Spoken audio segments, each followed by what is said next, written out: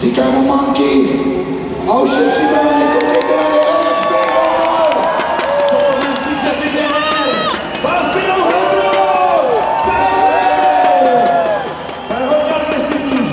Spoustu sad nasadil vysoký protažený loupek. Tvrdý. Konvertment. Fůčem tady nahoru. Ty má Erik Figar hodně dobře. Hodně dobře, Roberta. Jo, pojďme všichni, tlačíme ho dál. Erik Figar přišel jenom Hedru. Přes novou spinu. Tam cajtel v rádiusu. Tady je ticho. Ne, tady ticho není. Erik Figar.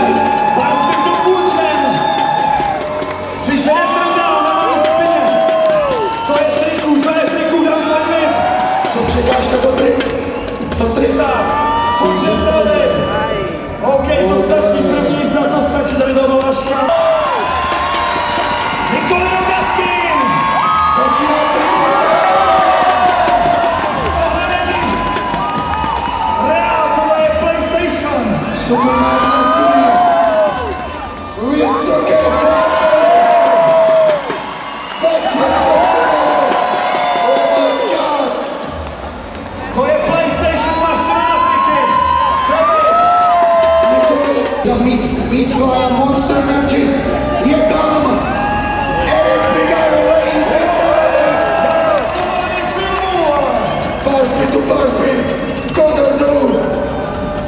Nádherný časání, nádherný tyly, pomalej, úplně krásně agresivní turnout. Erik Figar, no hinder. Barspin to Fůčem tady král. Erik Figar!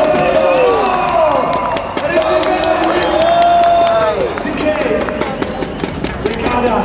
Downside přišel do Telvit. Je to hodně podobný s dekádou. Někdo řekne dekáda, někdo řekne downside, přišel Telvit. Takže to úplně jedno. Pravda, tohleto. Erik.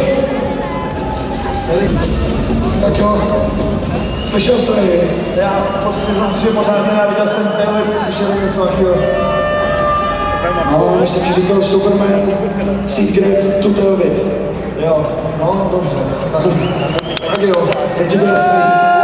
Je mi to úplně jasný.